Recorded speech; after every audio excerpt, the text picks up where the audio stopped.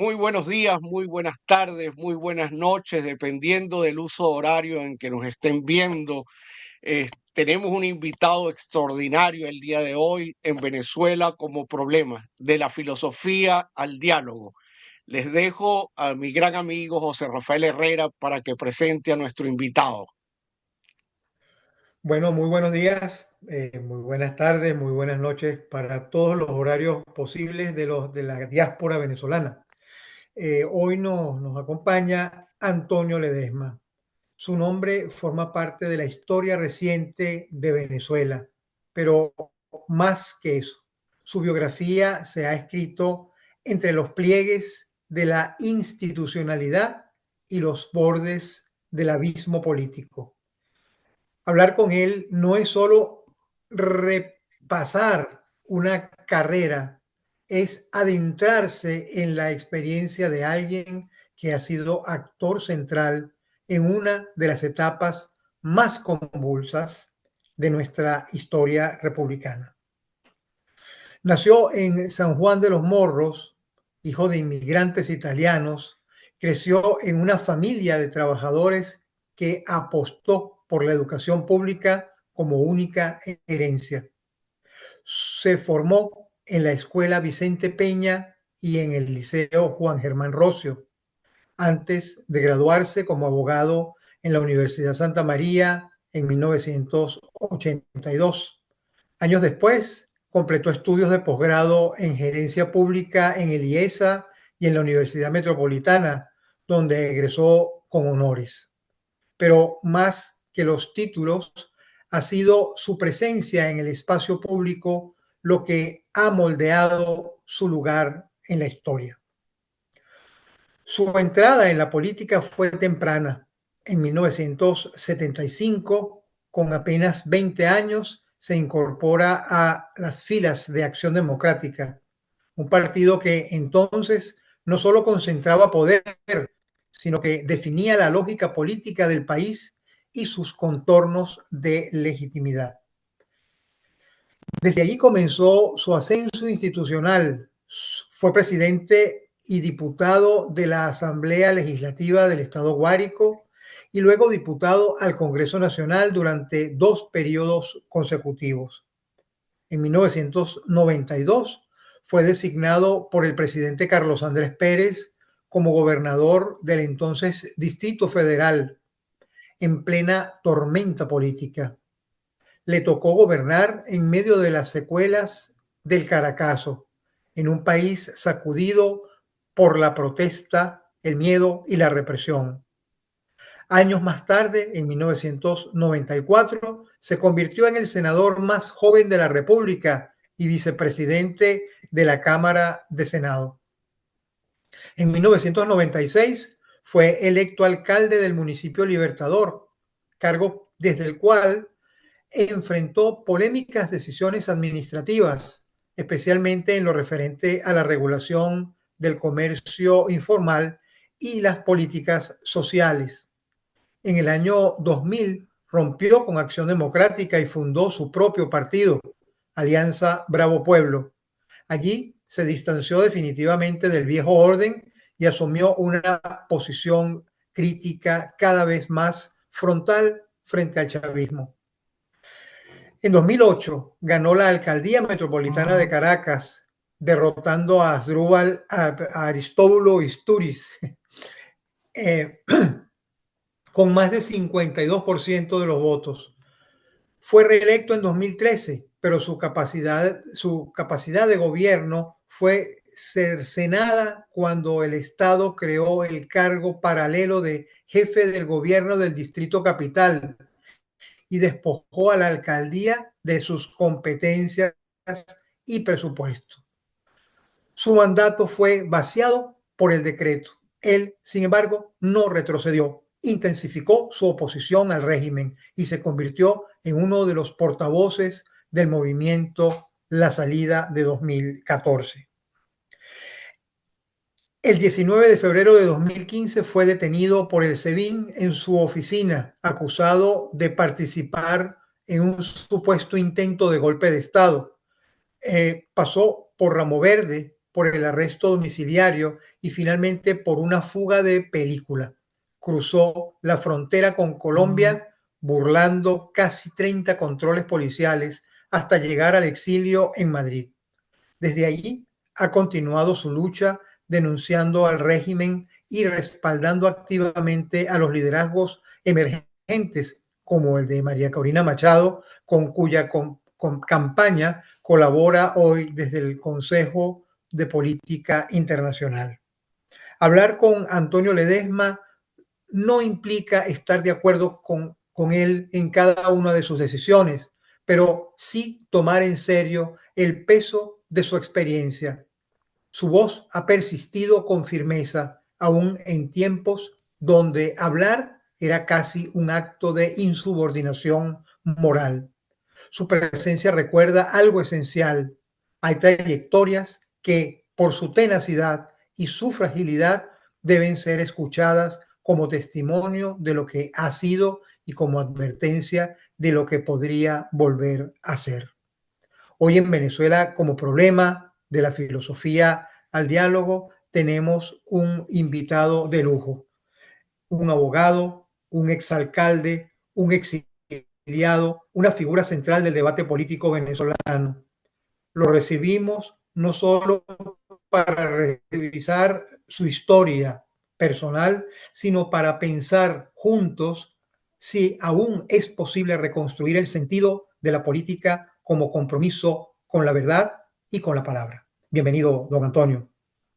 Muchísimas gracias, José Rafael, por esta generosa presentación. Es verdad un inmenso placer estar contigo y con el equipo de producción, con quienes van a interactuar con nosotros, sobre todo con la audiencia de gente que, como ustedes nos dicen en la introducción, nos pueden estar escuchando desde los que están en Australia, en Japón, en Francia, en España, en Estados Unidos o en cualquier pueblo de Venezuela. Así que a la orden. Bueno, Antonio, este programa se caracteriza por reconstruir parte de la biografía a quienes entrevistamos e ir analizando la historia venezolana a partir de su propia biografía. Quisiéramos preguntarte por qué te iniciaste en la política tan joven, cómo fue ese acercamiento a Acción Democrática, Carlos Andrés, recordar tu juventud. Estamos en los años 70.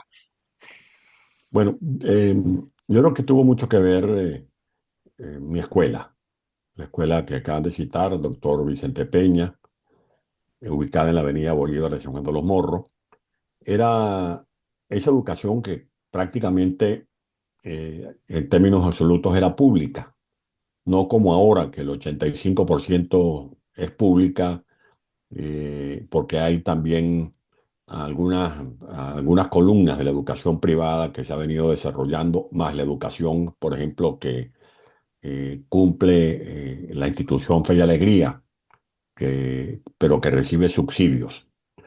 En esa escuela, una característica importante era que nos uníamos, porque ya estudiábamos los que veníamos de familias muy humildes con los hijos o las hijas de las familias más pudientes del pueblo. Ahí no había diferencia social, ni diferencia religiosa, ni de raza. eh, y, y eso lo veíamos no solamente en la escuela, en el aula, en los actos culturales, sino después en las fiestas. Cuando cumplía, por ejemplo, años la hija de un importante productor de tabaco del Guárico, el señor Esteve, todos íbamos a la fiesta. Yo era de los muchachos más humildes, porque yo nací en una familia muy humilde, pero yo lo que lograba era que me dejaran hablar y bailar, y ahí me emparejaba. Luego, en esa educación, mis maestras, que lo estoy incorporando una crónica que estoy escribiendo, precisamente terminándola hoy, sobre la educación en Venezuela. No es que uno añore el pasado, porque como decían los abuelos, que todo tiempo pasado es mejor. No, yo creo que ahorita hay un gran avance tecnológico, ahorita hay cambios significativos. Lamentablemente nosotros estamos quedando rezagados. Nuestros educadores no están a la par de estos avances tecnológicos. En las aulas de clase, en las instituciones escolares, a veces no hay ni agua potable, mucho menos internet, mucho menos el pizarrón electrónico, mucho menos todos esos equipos que tienen que ver con las computadoras, con los laboratorios, con las escuelas técnicas que tenemos que relanzar. Lo que sé actualmente, las escuelas técnicas que sobreviven, los equipos con que le dan clase de electrónica, de mecánica, de informática a los alumnos son equipos viejos. Cuando antes Venezuela era referencia por su sistema educativo en América Latina. Fuimos pioneros en América Latina. En mi escuela, en esos años, yo comencé a estudiar la primaria en el año 60, creo que el año 63.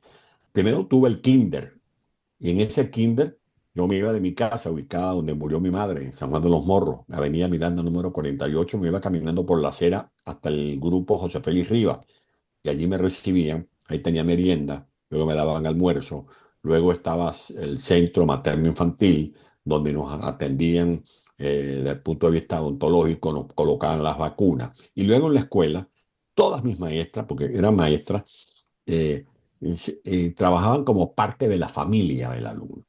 Mi maestra de primer grado, mi maestra Matilde, mi maestra de segundo y cuarto grado, mi maestra Zulma Azuaje, mi maestra de tercero, mi maestra Lucila, mi maestra de quinto grado, mi maestra Luisa Aida Alvarado, y mi maestra de sexto grado, la inolvidable profesora Barragán. La maestra Zulma Azuaje era la que se encargaba de las actividades culturales, y eso nos fue despertando inquietudes. Nosotros dejamos ya en el trastero las inhibiciones, la timidez. En todos esos actos culturales, en lo particular, bailábamos, cantábamos. Cuando no era el pájaro parante, el guarandor era el carite, recitábamos poesía cuando el Día de la Madre, y nos metían en actividades sociales, la Cruz Roja. Y luego comenzó la lucha por lo que era un sueño que se cumplió en 1978, cuando Carlos Andrés Pérez decreta la Universidad Rómulo Gallego, que existe ahora. Esa la decretó Carlos Andrés Pérez, y por eso veníamos luchando. Y yo formaba, junto con la profesora Elisa de Belisario, parte de esos equipos de lucha ciudadana. De ahí Yo fui rector de esa universidad. sí, de allí del colegio pasamos al liceo. Y en el Liceo Rocio, mi primera experiencia política como dirigente estudiantil fue en enero del año 1969. Era un peludito, y fui candidato a la presidencia del Tribunal Disciplinario. Y allí están las imágenes que todavía recuerdo de lo que llamábamos el murito de la verdad, que era un murito colocado cerca de la dirección que daba al patio central del liceo, en donde se concentraban las muchachas y muchachos, y nosotros le hacíamos nuestros discursos. Desde entonces he tenido una carrera política sin tregua, sin año sabático. Ha sido continua mi lucha política, y además de esa experiencia, la experiencia de la Venezuela que recibió los inmigrantes, porque al Guárico también llegaron muchos inmigrantes canarios que se establecieron en la zona de Calabozo, del Altagracia, Virituco, y llegaron como agropecuarios, como que iban a desarrollar actividades agrícolas, igualmente los portugueses y también los italianos. Uno de esos italianos fue Antonio Bruno, que llegó de Italia en 1949. Cuando se bajó del barco en La Guaira, los estaban esperando sus compañeros de la campaña de esa zona del sur de Italia, y le dieron su delantal y un carrito de helado. Mi padre comenzó, sin hablar español, a vender helados El Polo, y luego desarrolló actividades como ganadero, se estableció en el Guárico, y ahí apareció este personaje que ustedes tienen al frente. O sea que soy un hijo de un inmigrante. Qué paradoja, el hijo de un inmigrante es ahora un inmigrante. Así es. Y, Qué y cosa tan tu curiosa. incorporación a Acción Democrática, ¿cómo fue? ¿Cómo fue esa parte? Mi ¿Por qué mamá, Acción Democrática? yo tenía esa inquietud social, me gustaba participar en las actividades culturales, en las luchas por el bienestar del pueblo, la lucha por la universidad que después se creó, que lleva el nombre de Rómulo Gallego, que José Rafael conoce muy bien. Y una vez mi mamá jugaba mucho lotería, dice que el pobre todo lo poco que tiene lo apuesta en lotería. Tanto así que mi mamá se ganó una vez el primer premio de la Lotería de Oriente. En aquella cosa eran como 120.000 bolívares. Con eso hicimos la casa, se pagó los estudios de mi Ay, hermano en Brasil. Imagínense usted lo que se dice, otra historia, pues. Pero yo iba a hacer uno que otro mandado. Y haciendo un mandado, me paro frente al hospital público donde yo nací, el Hospital de San Juan en la Avenida Bolívar, y ella estaba la agencia de lotería El Hit de Oro, comprándole un número a mi mamá. Y en eso escucho que vi un ruido y una vocería. Y cuando se van acercando, yo veo que viene una gente con muchos sombreros de cogollo, atuendos propios de los campesinos del llano venezolano, banderitas blancas, y gritaban una consigna: pipa sí, chiva no, pipa sí, chiva no. Bueno, muchacho curioso, yo me meto en la manifestación y comencé también a gritar sin saber qué era eso, qué significaba pipa sí, chiva no. La marcha siguió por toda la Avenida Bolívar, cruzó donde está una bomba de gasolina cerca del adyacente al Liceo Rocio y tomó la Avenida Cendrea y culminó frente al Palacio de Gobierno, donde estaba el gobernador del estado Guárico, ahí en las colinas de San Juan, donde está la catedral de San Juanote. Después que me entero que la consigna era un apoyo a Rómulo Betancourt, representado por la pipa, y un rechazo a las intromisiones de Fidel Castro, del comunismo en Venezuela. Desde entonces comencé a formar parte de Increíble. lo que llamaban el semillero de la Juventud y Acción Democrática. Yo no reniego de mi pasado en Acción Democrática, hay que ver lo que significó y significa la historia de ese gran partido, con Así líderes de la es. dimensión de Rómulo Gallegos, de Rómulo Betancourt, de Leonardo Ruiz Pineda, Alberto Carnevali, de gente como el propio Carlos Andrés Pérez y todos los líderes que desarrollaron actividades muy importantes y que cumplieron una relevante función pública a favor del país. Así es. En, Sí, en sí. los años 70 estás incorporado tú ya en Acción Democrática. ¿Qué buenas prácticas tú recogerías de ese periodo de los 70, comienzo de los 80, como prácticas democráticas? ¿Y qué errores tú ves de ese momento histórico en Venezuela? Creo que una lección es la práctica de una verdadera democracia. Te hago esta anécdota. La primera misión que a mí me encomendaron fue ser delegado de curso. Yo estudiaba en la sección F, primer año de bachillerato en el Liceo Rossi. Y a nosotros nos entrenaban. Cursos, por ejemplo, de cómo se hacía una deliberación, cómo se pedía la palabra, cómo se hacía una proposición con carácter previo, cómo se solicitaba una moción de orden, etcétera, ¿no? Y luego nos iban afilando para asumir la posición de liderazgo primero en la sección. Cuando se hace la elección, yo compito con un muchacho que ya lamentablemente es fallecido, que se graduó con el plan de becas de Mariscal de Ayacucho de zootecnia, hizo grandes desarrollos en el cruce genético, eh, apellido González, de San Juan de los Morros. Él era de la JRC, yo representaba la corriente de la juventud adeísta. Yo gano la delegatura de curso. Y luego cuando nos reunimos en asamblea, los delegados de curso de nuestra fracción, nos dice en ese momento el líder del partido, que era Cheo Mugueza, Rafael Marín, etcétera, Ranran, no sé si lo recuerden, nos dice, bueno, se va a hacer la asamblea de delegados de curso y esa asamblea de delegados de curso es la que va a escoger y a designar la directiva de la comisión electoral para organizar las elecciones del centro estudiantil que eran a finales del mes de enero y comienzo de febrero del año 69. Ya estábamos nosotros en oposición porque venía de perder Gonzalo Barrios la presidencia con Rafael Caldera por 28.000 votos, que fue la diferencia. ¿Cuál es la elección a la que quiero hacer referencia? Nosotros teníamos mayoría de delegados de curso, pero la línea fue, hay que darle una posición al Partido Comunista, hay que darle posición al Partido COPEI en la directiva. Bueno, y muchos decíamos, bueno, pero si nosotros tenemos la mayoría, no, hay que darle representación a las minorías. Eso fue una lección con la que nosotros comenzamos a formarnos. El respeto a las minorías, el respeto a la opinión ajena. Y luego veníamos, nosotros pedíamos hacíamos preguntas por qué el doctor Barrios había aceptado la derrota, aun cuando éramos prácticamente unos niños. Yo tenía 12 años. Y es cuando se nos dijo que Gonzalo Barrios había dicho, prefiero una derrota bajo sospecha que una victoria sospechosa. Porque él le decían que había un Bueno, fraude, que tenía que verse bueno, unas actas, porque la diferencia fue estrecha. Y eso fue uno de los hechos que ayudó a consolidar la democracia en Venezuela. Y que la democracia de Venezuela fuera calificada como la decana de América Latina, como un ejemplo de sostenibilidad, de alternancia en el ejercicio del poder, del ejercicio de lo más sublime de una democracia, que es el voto, la separación de poderes, que comenzó ese acuerdo de que cuando gobernaba Acción Democrática, el contralor lo designaba el partido de oposición y el fiscal se cogía de mutuo acuerdo para que no hubiese allí una hegemonía del poder. Y desde luego, la capacitación a la que nosotros éramos sometidos.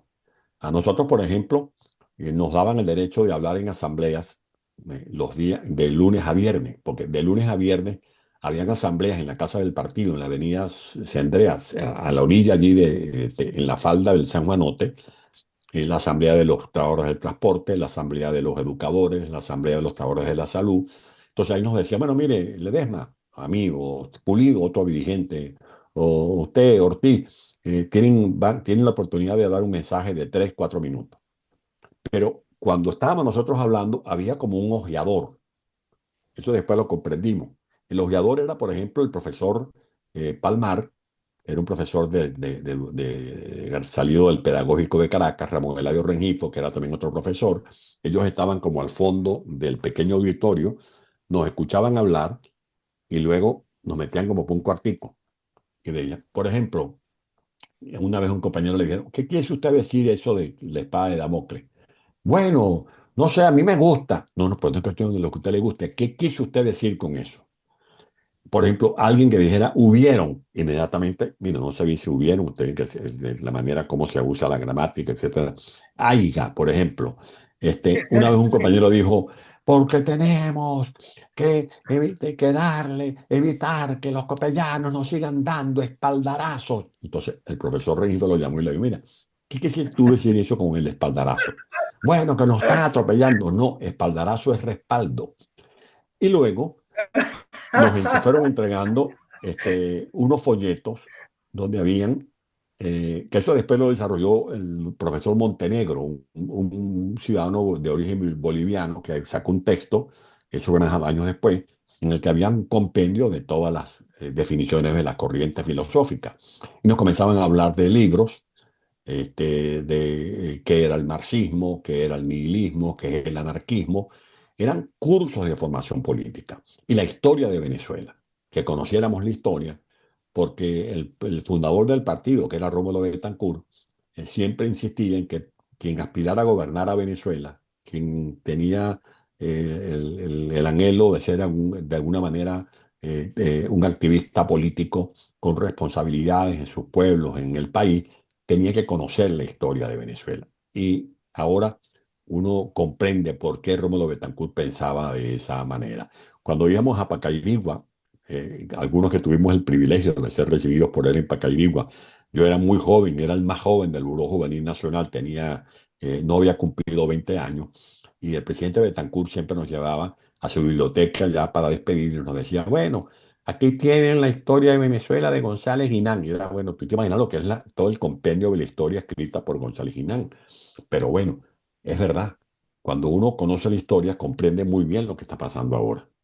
Todas estas así es. intrigas, estas corruptelas, pues esto viene del Monagato, viene de las corruptelas de Guzmán Blanco, todas las luchas fratricidas, las traiciones, la traición al doctor José María Vargas, las traiciones entre ellos, la traición de Monagas a Páez, la manera como fueron sometidos muchos líderes que venían de la guerra de independencia, las traiciones entre los compadres, entre Juan Vicente Gómez y Cipriano Castro, y desde luego las luchas de resistencia de aquellos hombres y mujeres que se enfrentaron a la tiranía gomecista por 27 años. Y luego el proceso de transición que hubo, porque la verdad verdadera es que hay que ver el papel que cumplieron el general López Contreras, el general Medina Angarita y luego la experiencia amarga de los 10 años de la dictadura de Pérez Jiménez, una vez que se produjo el movimiento que derrocó al gobierno legítimo del presidente Rómulo Gallego. Un resumen bastante bueno de lo que ha sido nuestra historia a través de tu historia. Qué cosa tan buena, tan magníficamente desarrollada. Nosotros estamos sumamente preocupados, Antonio, y tú podrás entenderlo muy bien, porque también estás en el exilio como nosotros, eh, por la resolución de este problema que tenemos, ¿no? Nosotros tuvimos una etapa que tú muy bien has digamos, eh, pintado, esos 40 años de democracia que fueron tan fundamentales, tan eh, enormemente importantes para la historia contemporánea de Venezuela y que contrastan enormemente con eso que acabas de mencionar, el Monagato, el Guzmanato, toda la Pérez Jiménez. Bueno, nos equivocamos en algún lugar, la democracia en algún lugar falló. Estamos metidos ahora en un zafarrancho que ya de verdad se ha convertido en una cosa sumamente complicada porque, bueno, estamos perdiendo el país. Eh, esta gente nos ha arrebatado el país, nos ha convertido en la estructura del Estado venezolano en una estructura criminal, una estructura gangsteril, como la llamo yo en los artículos de prensa. Eh, el asunto está en qué vamos a hacer ahora, cómo vamos a salir de esto, después de haber ganado el 28 de julio las elecciones y de no haber sido reconocida por estos gángsters, ¿no? La Luchar. situación es ¿Qué vamos a hacer? El Libertador dijo triunfar. Inspirado en Libertador, yo te diría luchar. Recuerda que en Pativilca, después de haber pasado revista al Ejército Libertador a finales del año 1823, el Libertador se fue a Pativilca. En Pativilca lo agarró, ya venía de finales de año con ese quebranto, pero se le agudizó la enfermedad y dicen tanto que lo daban casi que por despedida, que Santander envió a un embajador plenipotenciario, el doctor Mosquera, que fuera a hablar con él a Pativilca. Y cuenta la historia del biógrafo del doctor Mosquera, que cuando llegó a la vivienda donde estaba el Libertador, lo encontró recostado de una pared, titiritando, los pómulos parecían dos puntas de lanza, las rodillas eran como dos pullas huesudas, y el general Mosquera casi que hace un esfuerzo para contener las lágrimas, porque estaba viendo que el Libertador estaba prácticamente moribundo. Y en eso le dice, Libertador, ¿y ahora qué hacemos? Y el Libertador sacó fuerza y le dijo, triunfar. ¿Cómo? Sí, triunfar. Y en efecto, después vino la batalla de Junín, que la jefió el propio Bolívar. Eso fue en agosto de ese año, y luego finalizó con la lucha de la dependencia de ese continente, con la batalla de Ayacucho, que la lideró el general Antonio José de Sucre. Rivas, en 1814, en la victoria, en la batalla, el día que se llama el Día de la Juventud, le dijo a los seminaristas, no hay otra opción que triunfar o triunfar, vencer o vencer. Pues bien, ahora no tenemos otra opción que luchar contra una tiranía, porque esta no es una batalla electoral. El que estaba creyendo que iba a ver a María Corina o a Mundo en debates en la televisión con Maduro para discutir el proyecto de cada uno de los candidatos, bien saben que eso no ocurrió, que esta fue una campaña muy particular, en una campaña aprovechando la era digital.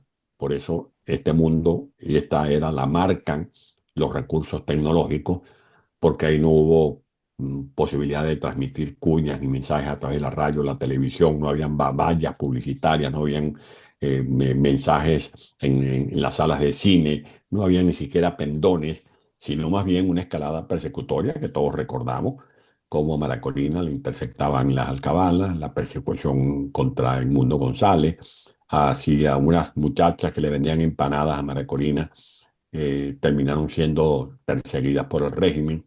Si le daban hospedaje a Mundo o a María Corina en cualquier lugar de Venezuela, al siguiente día le mandaban al CENIAT, al dueño del restaurante o de la posada o del hotel. O sea, una campaña en medio de una gran asimetría. Y por eso lo que ha logrado el pueblo de Venezuela es una gran hazaña. Y además, la lucha fue con la verdad por delante. Recuerda que cuando Winston Churchill se dirige a los miembros del Congreso en Inglaterra, eh, lo que dijo, les voy a hablar con sinceridad, solo les ofrezco sangre, sudor y lágrimas, que había que luchar en los Correcto. mares, en el aire, en las montañas, en las colinas, en la playa, en todos los campos, en todos los lugares.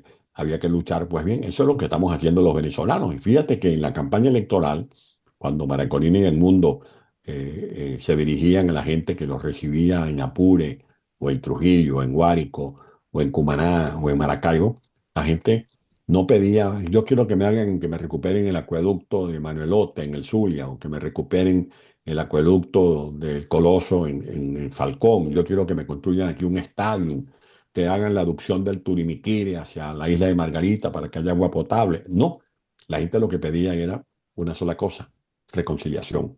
Que regrese mi mamá que está en España, que regrese mi abuela que está en Miami, que regrese mi nieto que está en Chile, que regresen mis hijos que están en Perú. Ese era el mensaje y lo que pedía la gente. Y la gran promesa de Meracolina y el mundo, partiendo de la premisa de que este era un combate a guerra-muerte, digamos así, entre el bien y el mal, lo que le han prometido a los venezolanos es eso, la reconciliación, el reencuentro de las familias venezolanas que están ahorita viviendo una fractura sentimental. Así Nos es. saltamos al siglo XXI. Yo quisiera volver a los 90 Bueno, porque ya pero sí, al Y siglo lo que XXI, pero pasa es que recuerda lo que fue un poco la ansiedad. se repite la historia, porque ajá, recuerda que cuando cayó Gómez, en 1930, cuando murió Gómez, mejor dicho, cuando murió Gómez, y comienza el ciclo de López Contreras en 1936, un gran escritor venezolano, Mariano Picón Sala, dijo que estábamos ingresando tarde al siglo XX, al siglo XX. Pues bien, nosotros estamos llegando muy tarde al siglo XXI. Nada más la Así referencia es. educativa basta y sobra para saber lo Es correcto. rezagado que nosotros estamos quedando. ¿Tú sabes cuántos niños entre 3 y 5 años están ahorita al margen de la educación inicial? Más de la mitad. ¿Sabes que hay estudios que indican que la mayoría de los que comienzan en estudio universitario ahorita no pasan del 2% los que continúan la carrera?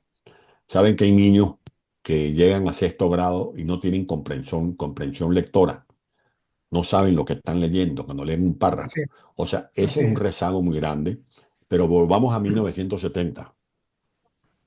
o adelantemos un poco, finales de los 80, Sí. después del Viernes Negro, eh, tú empiezas a tener unas responsabilidades importantes dentro del gobierno eh, a finales de los 80, los 90. Eh, ¿Qué puedes decir tú de por qué se empezó a hacer tan débil las instituciones democráticas? ¿Qué sucedió? Si teníamos un sistema educativo que, como tú lo has dicho, y efectivamente en el periodo democrático la educación fue muy importante, la educación pública fue fundamental, el INSE, creado por Prieto, fue muy importante. ¿Qué pasó? Bueno, que hubo miedo a los cambios, hubo liderazgos que se anquilosaron, comenzó a forcejear el pragmatismo con los ideales y aquella democracia que había renacido en las andas del pueblo después del proceso cívico-militar que tuvo un desenlace triunfal el 23 de enero de 1958, los que habían motorizado esos grandes cambios a los cuales tú estás haciendo referencia, que vale la pena citar. La educación, se masificó la educación. La educación se convirtió en una plataforma de ascenso social. Tú podías ser muy pobre, como lo éramos muchos, pero si tenías la oportunidad de educarte, tú ascendías de manera desde el punto de vista social. Te podías convertir en emprendedor. En Venezuela no hay esas diferencias abismales de orden social que hay, por ejemplo, en otros países, incluso Perú, Colombia. En Venezuela, cuando nos referimos al negro, lo hacemos con, ¡epa, mi negro! ¡Epa, mi negra! ¿Cómo está? Y cuando nos referíamos a un extranjero, lo hacíamos con afecto. No habían brotes de xenofobia. ¡Epa, monsieur! ¿Cómo está? ¡Epa, mi portu! Con cariño, con afecto. El desarrollo de Así la es. educación. Venezuela pasó de tener 4 o 5 universidades en 1958 en la era democrática de más de 200 centros de educación superior. Más de 200 en los 40 años. Más del 80% de los embalses, de los acueductos, de las plantas de tratamiento para procesar el agua cruda y garantizarle agua potable a la gente, se hicieron en democracia. La- las instalaciones eléctricas y termoeléctricas se desarrollaron fundamentalmente en la democracia, dejando hasta al día de hoy un potencial de 35.000 megavatios como capacidad instalada. Desarrollamos la industria petrolera, más allá de las observaciones que se le puede hacer el proceso de nacionalización. Se impulsó la CBG, ya no éramos exportadores de materia prima, del hierro, sino que comenzamos a fabricar, aprovechando la bauxita, la fábrica de Pella, comenzamos a producir el aluminio, éramos competitivos. Comenzamos a desarrollar un potencial agropecuario. Venezuela tiene en la actualidad, a pesar de todo este descalabro que ha provocado el intervencionismo de Chávez y Maduro, 190.000 unidades de producción, más de 80.000 unidades de transporte, cosechadoras, tractores, rastras, que están desperfectas, que tienen problemas, sí, pero que son recuperables, los sistemas de riego, las bombas de agua, los corrales, los potreros, los galpones. Venezuela comenzó a desarrollar un parque industrial. En mi pueblo, en San Juan de los Morros, donde solo se hablaba de siembra de maíz, de sorgo, comenzó a instalarse en San Juan de los Morros, en Valle de la Pascua, los parques industriales. Mm. Mi hermano, que salió de la escuela técnica con habilidades, graduado como perito mecánico, comenzó a trabajar en una fábrica de cornetas que se instaló en ese parque industrial. Pero no solamente fue en el Guárico, que se desarrolló un parque industrial significativo en toda Venezuela. Cuando llegaba un francés a Venezuela y se montaba en el metro, salía con la boca abierta porque aquel metro nuestro era deslumbrante. Cuando llegaba un turista de cualquier lugar del mundo y veía el pulpo, la araña, el ciempié, no sabía si estaba en América Latina o estaba en la capital de un país desarrollado. O sea, las inversiones que hubo, la democracia como derecho a expresarse, a opinar, a elegir de manera libre. Todo ese proceso de transformación comenzó a tener rémoras porque hubo gente que le tuvo miedo a los cambios que ellos mismos habían propiciado. Por Por ejemplo, el gran ejemplo, cambio, bueno, la descentralización. Eso lo viví yo porque tuve el honor de ser, era el único muchacho ahí en ese grupo. Yo era el secretario ejecutivo del Comité para las Relaciones Partido-Gobierno. Ese comité se reunía todos los lunes a las 7 de la mañana en la residencia presidencial de la Casona. Allí se pasaban, era como el cogollito, pero institucionalizado. Y, y- y allí se debatían previamente opiniones del presidente que luego eran llevadas a la dirección del partido. Una de esas opiniones era, por ejemplo, todo el proceso que hubo para eliminar Recadi. Recadi era una fuente de corrupción. O sea, este Claro. país lo vienen expoliando hace muchos años. Por supuesto, nunca a niveles de lo que está ocurriendo ahora, que algunos hablan que el saqueo es de 600.000. Ayer me decía alguien que con informaciones que ya se están documentando, se habla de hasta de 1 trillón el robo en dólares de Venezuela.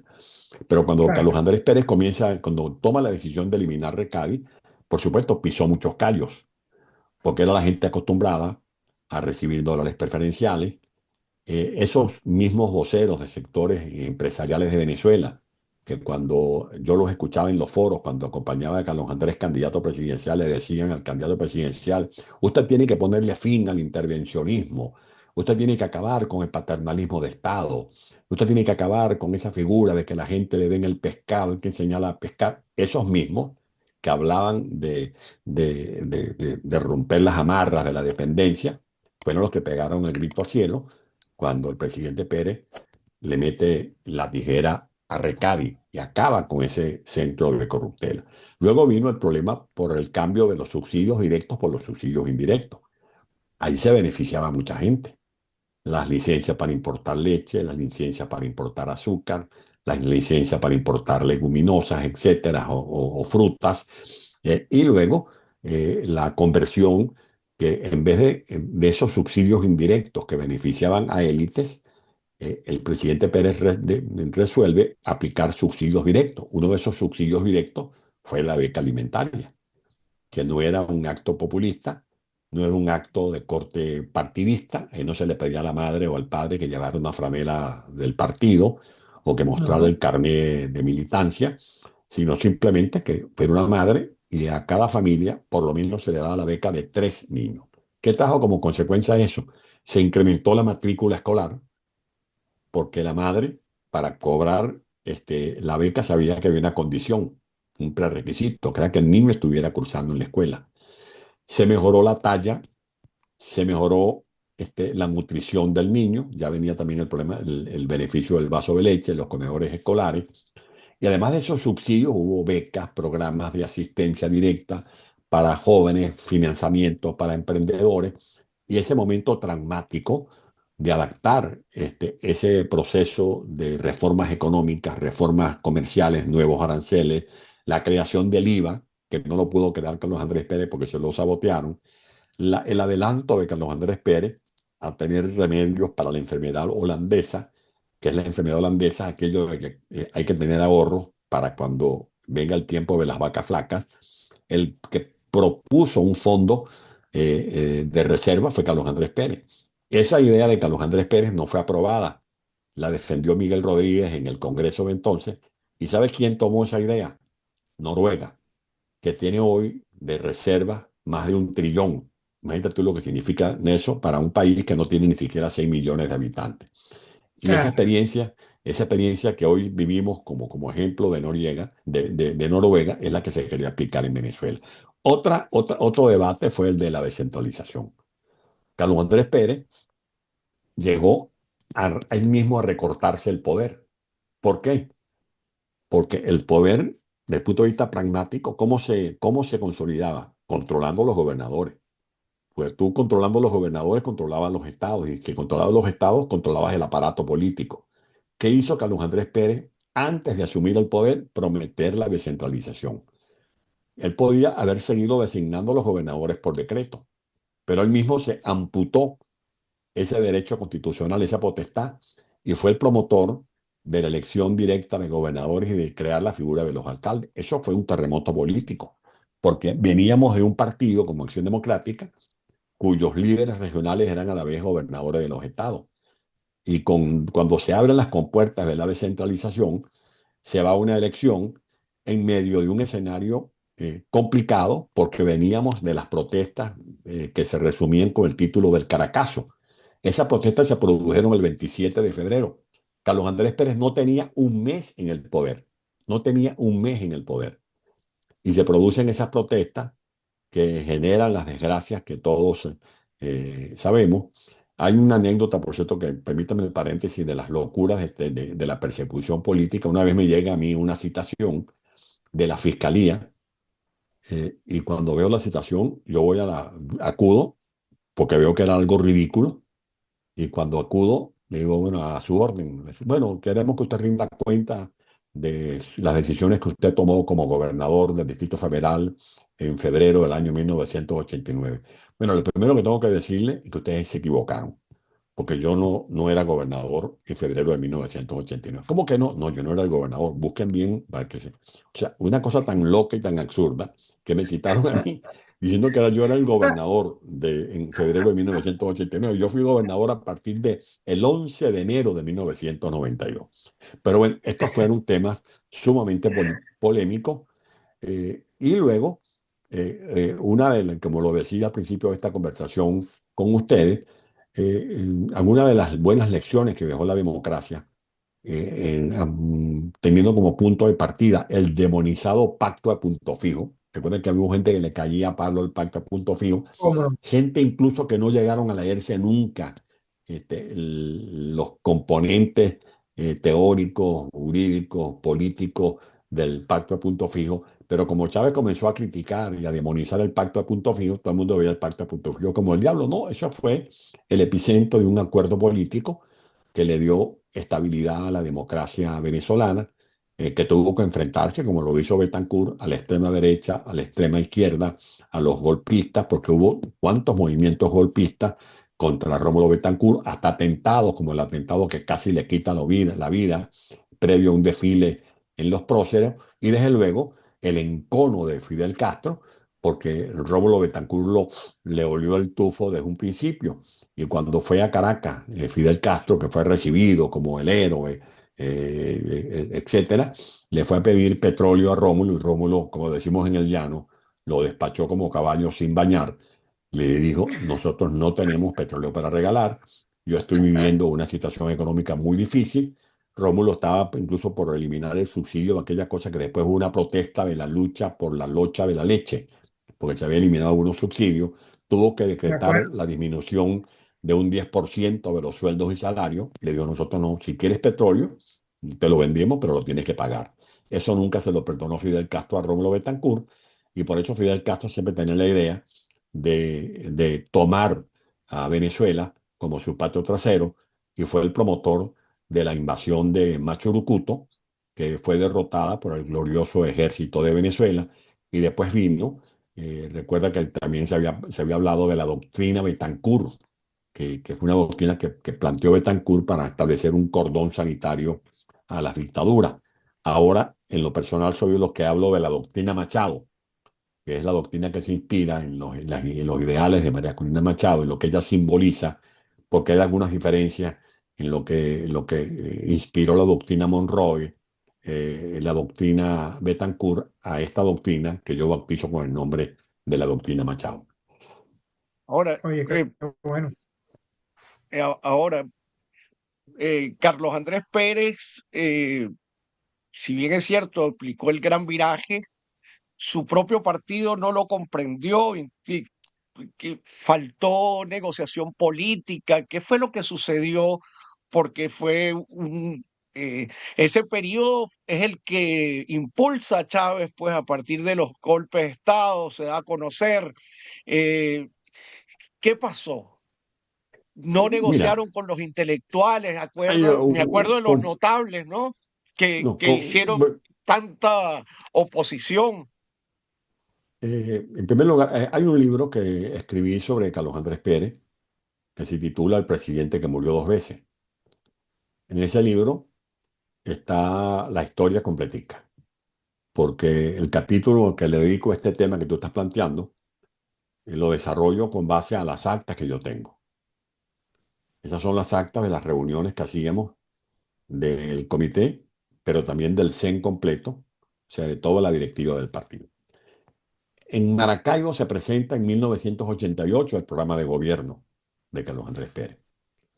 Lo recuerdo ese día porque aterrizamos de madrugada en Maracaibo. Yo venía con el presidente de una gira por Estados Unidos y aterrizamos en Maracaibo. El presidente prácticamente no durmió, pues llegamos al Hotel del Lago y allí comenzamos a revisar su exposición. Carlos Andrés Pérez tenía asesores de gente que ayudaba a redactar, pero él corregía todo.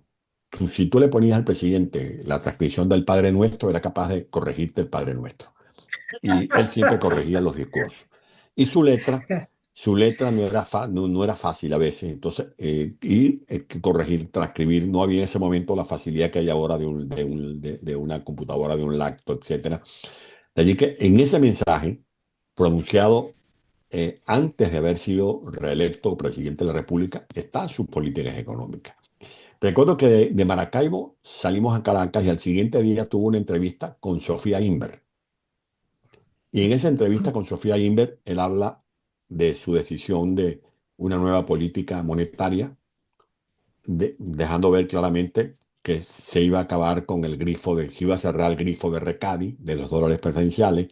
Habla de una política arancelaria, de que en la medida en que en los altos aranceles en una política comercial lo que te provocan es contrabando, porque mientras más alto es el arancel, más alta es la fuga de controles, que había que Claro, acabar con el tema del dólar protegido, de los controles de precio, del control cambiario, que había que hacer. Y luego, en un discurso pronunciado en la parroquia 23 de enero, con motivo de conmemorar el 23 de enero de 1958, él propone allí la elección directa de gobernadores. Comienza a hablar de la descentralización. O sea que él nos sorprendió al partido. Y cuando uno revisa las actas del partido, ahí se daban los debates y allá están transcritas las opiniones de todos los líderes del partido, con algunas tonalidades, con algunas pequeñas diferencias.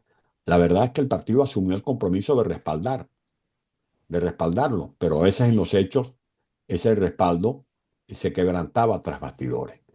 Y eso es lo que dio lugar a las trapisondas, como por ejemplo lo que el mismo Carlos Andrés Pérez llamó un asesinato, porque el título de mi libro viene de allí, el presidente que murió dos veces. ¿Por qué el título del presidente que murió dos veces? Porque cuando él pronuncia el discurso el 20 de mayo de 1993 en el Salón Sol del Perú de Miraflores, a él se le quiebra la voz cuando dice hubiese preferido otro tipo de muerte, porque él sabía que lo estaban matando moralmente cuando lo estaban acusando de esta figura de que se había cogido un dinero, que ese dinero fue realmente para apoyar el proyecto democrático de Nicaragua y que esos fondos nunca fueron dispuestos para uso o provecho personal. Fíjense que al final se da toda esta historia, los debates previos en lo que era la Corte Suprema de Justicia, y eso fue uno de los grandes daños al proceso democrático, la interferencia. Un fiscal convertido en el vengador, en el hombre que fue a facturar su odio personal, porque Ramón Escobar Salón nunca le perdonó a Carlos Andrés Pérez que lo haya sustituido de canciller. Ramón Escobar Salón fue primero ministro de la Secretaría de Carlos Andrés Pérez en el primer gobierno y luego fue canciller. Y cuando el presidente Pérez decide un cambio de gabinete, lo normal es que el ministro de la Secretaría le pida a todos los ministros, a excepción del ministro de la Defensa, la renuncia. Escobar Salón no había mandado la renuncia y se había quedado viajando, había prolongado un viaje como canciller y el presidente tomó la decisión, como no mandaba la renuncia, de cambiarlo. Eso nunca se lo perdonó. Cuando en la casona, en el mes, si no me equivoco, el primer lunes de marzo de 1989, dice el presidente, comenzando el desayuno a las 7:10 de la mañana, bueno, doctor Barrios, la reunión de hoy es para discutir la designación de Contralor y de Fiscal. Dice el doctor Canal bueno, el candidato a Contralor es el doctor Ramón José Medina, hay acuerdo de todas las facciones políticas.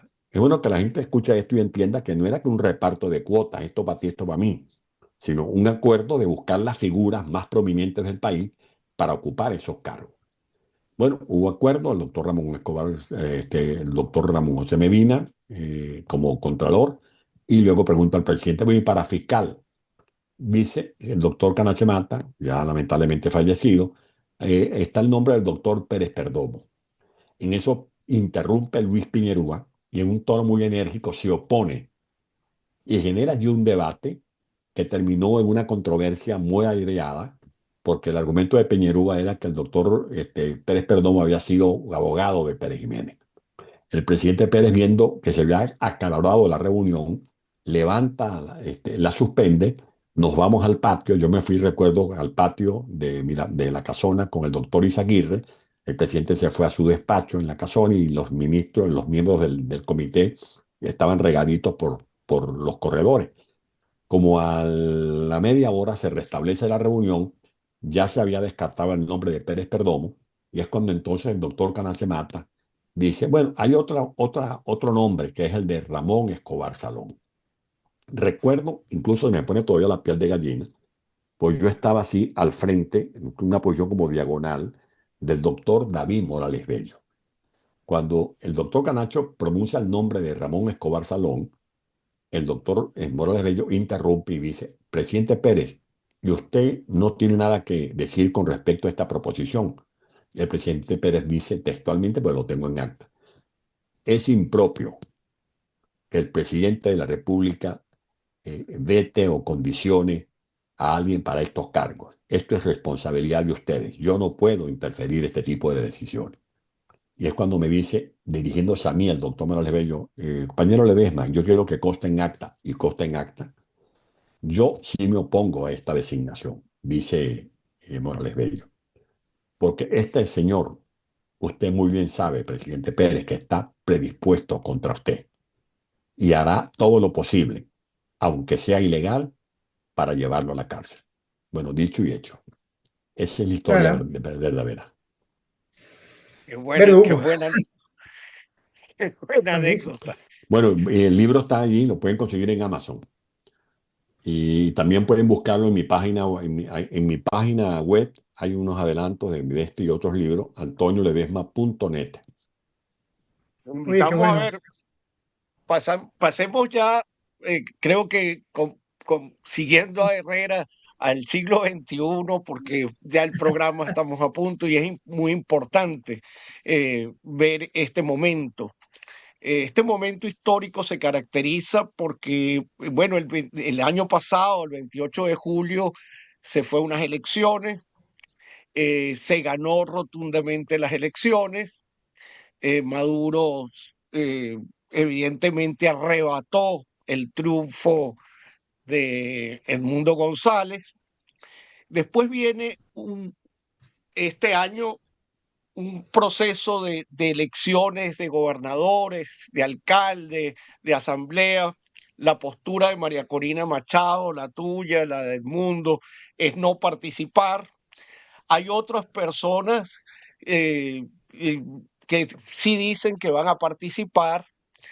Y yo no los catalogaría a todos de traidores, ni no, no, tienen una perspectiva política distinta y se da como una fractura, o sea, el pueblo venezolano dice, bueno, hay un gran liderazgo, pero hay otros líderes.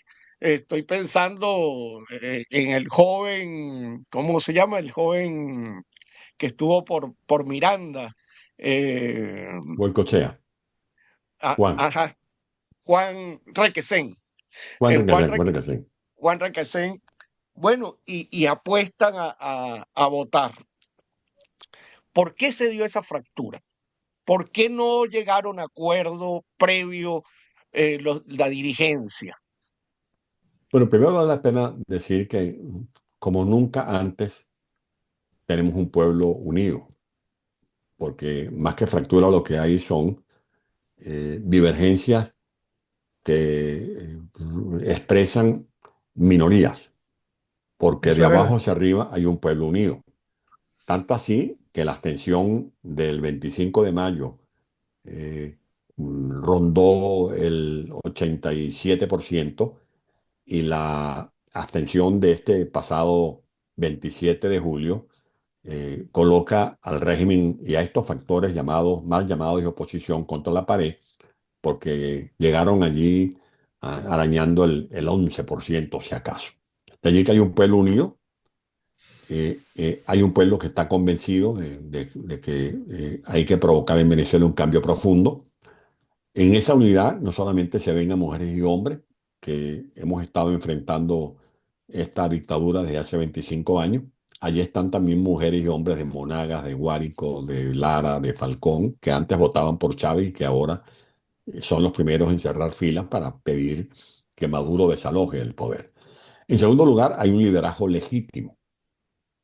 Ese liderazgo legítimo lo encarna, por una parte, María Corina, porque logramos hacer de manera épica las primarias del 22 de octubre del año 2023.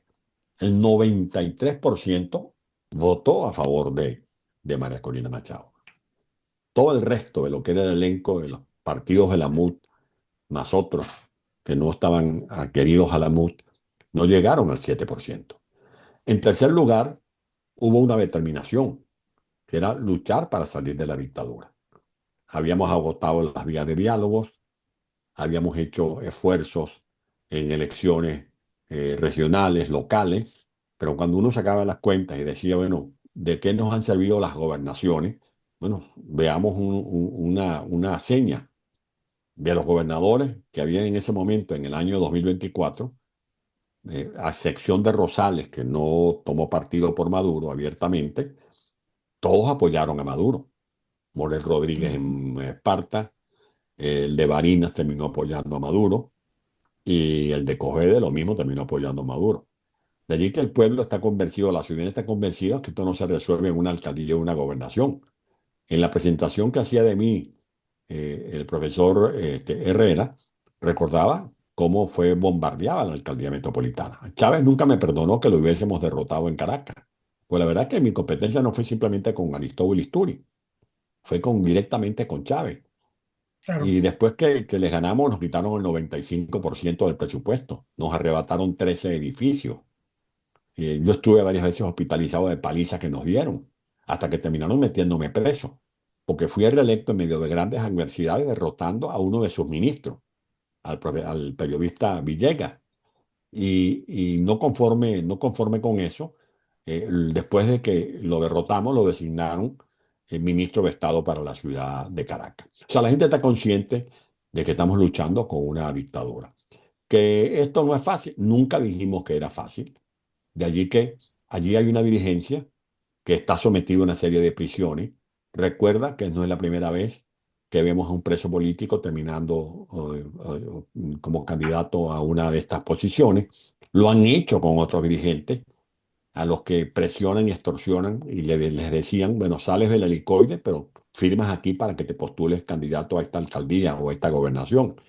Y eso fue lo que ocurrió lamentablemente con algunos dirigentes. Pero creo que sigue muy viva la fe y la esperanza de la gente en el liderazgo de Maracorina, en la simbología que representa Edmundo González como el presidente, también legitimado por casi 8 millones de votos.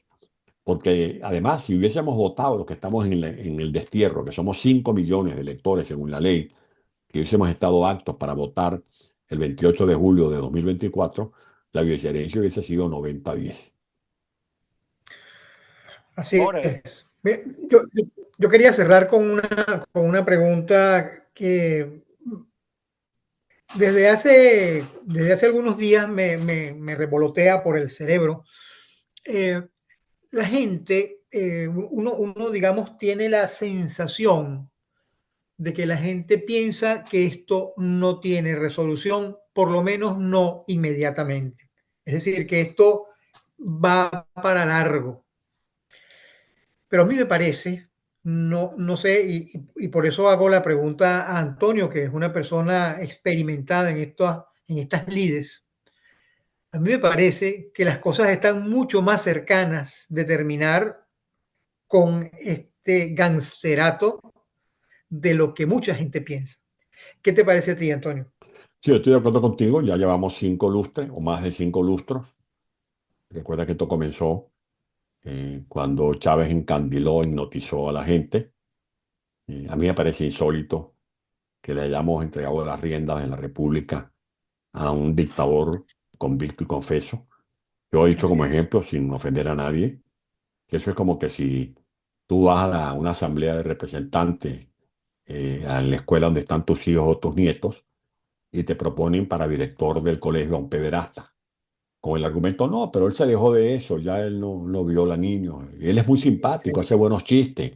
Bueno, eso es igualito, le entregamos las riendas de la República a un golpista, alguien que venía conspirando no desde 1992, del 4 de febrero, venía conspirando desde el juramento del Samán de Güere, venía conspirando cuando era instructor en la Academia Militar en 1981, 1982, y venía entrelazado con factores extranjeros que le tenían el ojo puesto a Venezuela por su significación económica, energética y geopolítica.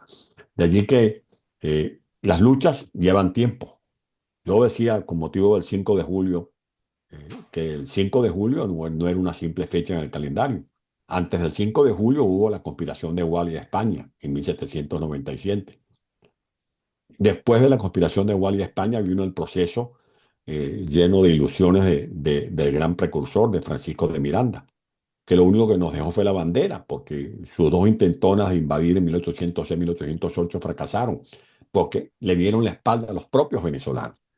Yo leí en el acta de Caracas, del Cabildo de Caracas, lo que se aprobó allí para defenestrar de Francisco de Miranda es realmente vergonzoso. Allí hubo alguien que llegó a proponer, no, no, nosotros no tenemos nada que ver con ese aventurero. Incluso ordenaron recoger unos recursos, unas monedas, para mandarle una bolsa en señal de desagravio a la corona española. Pero, o sea, estoy viendo que llegamos al 5 de julio, después de estos acontecimientos, y antes había ocurrido el 19 de abril. Y después del 19 de abril vino el viaje de Bolívar, de López Méndez y Andrés Bello a Londres. Ellos fueron a buscar a Miranda. Eso fue el 4 de junio, se fueron en la goleta Wellington. Y después vinieron las grandes batallas. Y después vino la caída de la Primera República. Y por eso Miranda hace el manifiesto de Cartagena el 15 de diciembre de 1810, de 1811. ¿Y qué ocurrió después? La campaña Admirable.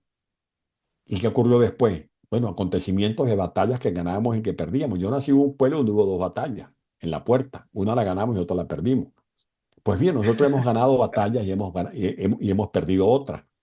Pero sabíamos que detrás de cada marcha quedaba una semilla sembrada. Y esa semilla es la que está dando ahora frutos. Y después de 25 años de resistencia, de un pueblo que nunca ha tenido como opción claudicar ni resignarse a vivir bajo la bota militarista o dictatorial, estamos viendo en el horizonte no una luz que titila, estamos viendo un sol de libertad. Y soy muy optimista. Esto que acaba de ocurrir, y no podemos dejar de mencionarlo antes que ya cerremos esta conversación, es sumamente relevante. Pablo Escobar, que era el capo de los capos en esos años 80, 90, nunca pudo llegar al Palacio de Nariño en Colombia.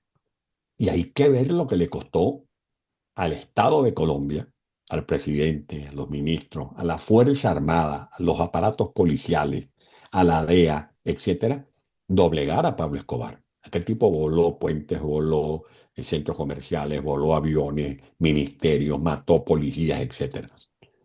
El Chapo Guzmán, que a diferencia de Pablo Escobar está vivo, bueno, le costó Dios y su ayuda para que lo pudieran meter en cintura. La diferencia entre el Chapo y Pablo Escobar con Maduro es que Maduro está en Miraflores. Pablo Escobar nunca pudo estar en el Palacio Presidencial de Bogotá, ni el Chapo Guzmán en el Palacio de los Pinos de Ciudad de México. Maduro está en Miraflores. O sea, O sea, es el cartel de los soles, como lo acaba de clasificar el Departamento del Tesoro, la OFA de Estados Unidos. Convicto y confeso. ¿Y eso qué implica? Eso implica control de las guarniciones militares, como ya lo había denunciado el ex magistrado Aponte Aponte. ¿Recuerdan eso?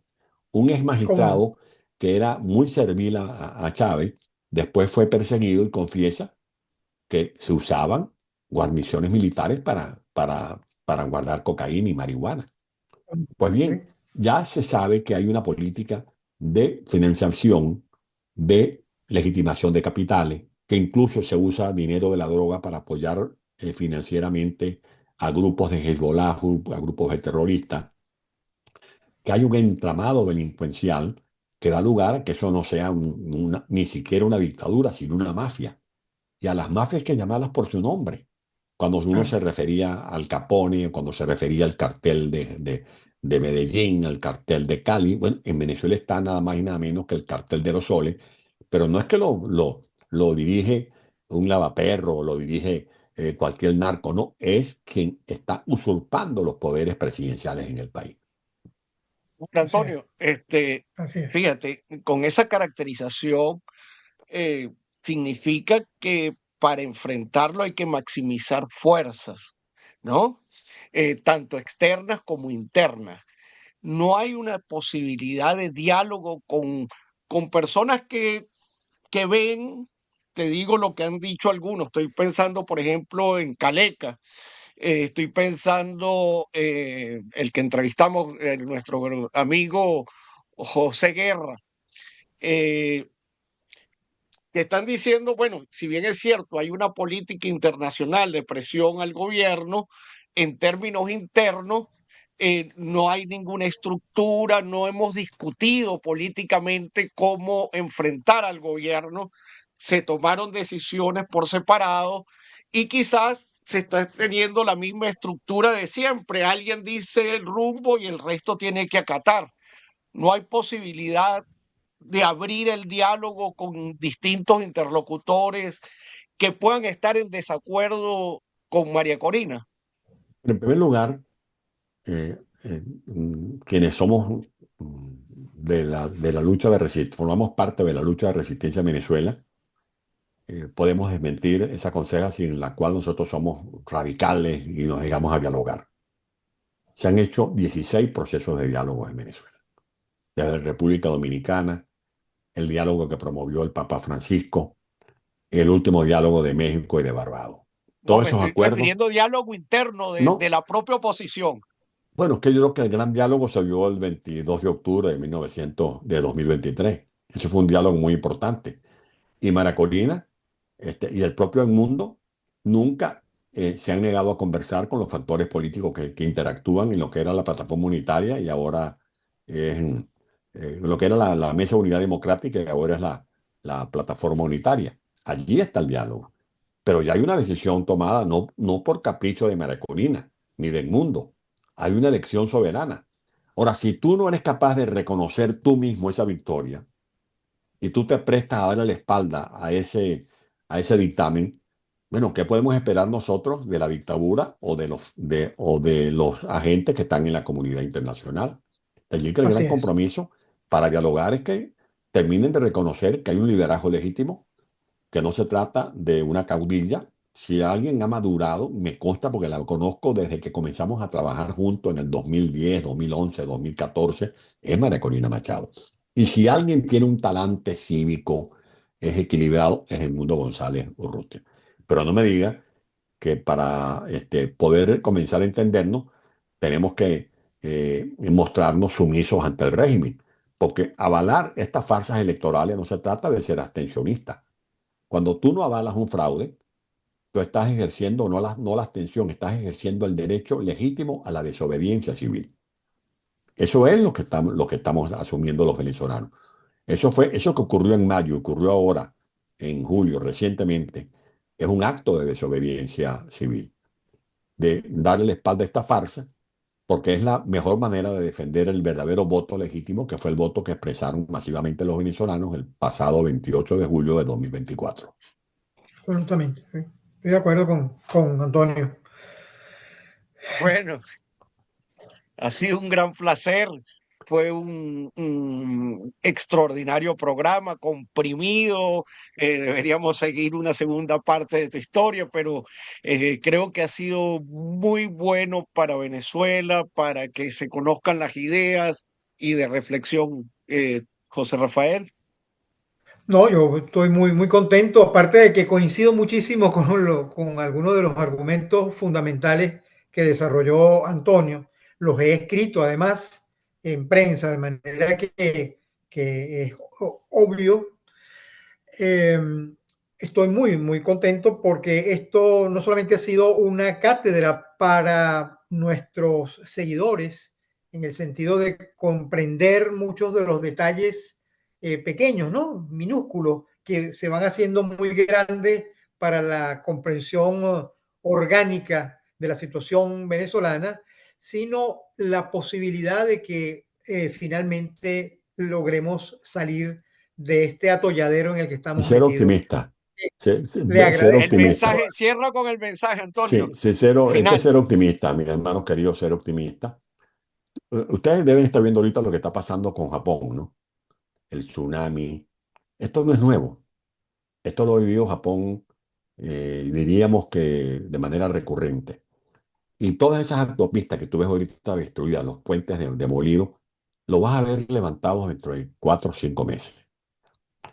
Yo veía ahorita la historia de Taiwán. Esa gente lo que producen son aparaticos electrónicos. Vean la historia de Singapur. Singapur fue desahuciada, nadie quería tener bajo su comando a Singapur. No tienen petróleo, no tienen gas, no tienen... Y resulta que son ahorita uno de los países con el mayor ingreso per cápita. ¿Gracias a qué? A la educación. ¿Cómo ha Tremendo. progresado Finlandia? Por la educación. Porque sus gobernantes han dicho primero la educación, segundo la educación, tercero la educación. Venezuela lo tenemos todo. Somos un país privilegiado. Y sobre todo tenemos ese talento humano que representa a mucha gente que nos está viendo en este momento. Venezolanos que en vez de estar allá en Punto Fijo, en Punta Cardón o estar en Grande, están en una petrolera de Dubái o de Berlín o de De Texas. Suecia o de Texas. Venezolanos que están ahorita en centros tecnológicos, hasta en la NASA. Venezolanos que están impartiendo clases en Massachusetts o en otras universidades del mundo. Venezolanos que están ahorita operando en un quirófano de cualquier hospital de España o de Portugal. O venezolanos que están ahorita moviéndose con una bicicleta para ganarse el pan nuestro de cada día. O que están haciendo maromas con una bandeja, muchachas sociólogos, odontólogos que tienen que trabajar como mesera. Eso no deshonra a nadie. Yo creo que yo lo llamo un plan de becas Gran Mariscal de Ayacucho autofinanciado. Pues toda esa gente que está ahorita en el destierro, estamos aprendiendo. ¿Y sabes cómo se sale adelante? Aprendiendo a emprender. Y los venezolanos vamos a sacar una buena lección de esta crisis que no puede ser estéril. Tenemos que aprender a emprender. Tenemos que asimilar que eso es un mito de que somos ricos porque tenemos petróleo, que tenemos que desarrollar a nuestro país con una mejor educación, emprendiendo proyectos tecnológicos, agropecuarios, turísticos. O sea, que Venezuela va a pasar de ser el patio del narcotráfico al hub petrolero de América, desarrollando nuestro potencial petrolero para crear las condiciones que nos permitan deslizarnos hacia la transición energética. Porque tenemos, además de petróleo, tenemos viento para producir energía eólica. Porque además de ser el país de América con las mayores reservas de oro, tenemos también sol de enero a diciembre. De enero a diciembre, sol para desarrollar energía, energía fotovoltaica, energía solar, que además de tener las octavas reservas de gas, nosotros tenemos una serie de fuentes de energía termoeléctrica instalada que podemos rehabilitar, porque sin electricidad no habrá relanzamiento económico. Pero además, el aprendizaje de que no podemos seguir a ciegas a las montoneras, que tenemos que decir, pasar la página de los caudillos, que tenemos que entender que esto no es un problema de ideología, de derecha o de izquierda, que esto es un problema de libertades, de valores, de ética, de alto Wow. sentido de responsabilidad. Y ese es el mensaje que yo quiero transmitirle desde mi corazón a todos los venezolanos y muy especialmente a mi Guárico lindo y querido, a donde aspiro volver muy pronto para volver a perfumarme con el mastranto de la sabana, a ver los esteros de Camaguán, deleitarme viendo las maravillas de los morros de San Juan, y recorrer las carreteras de todos esos pueblos en los que viví mi niñez maravillosa. Yo fui un niño pobre pero feliz, porque nunca me faltó amor, protección, oportunidades y sobre todo ilusiones. Y a los jóvenes les pueden quitar cualquier cosa. No se dejen arrebatar las ilusiones por el futuro. El futuro no se hereda, el futuro se construye en el presente. Muchísimas Te gracias. agradecemos muchísimo ese mensaje, muy bueno, la verdad.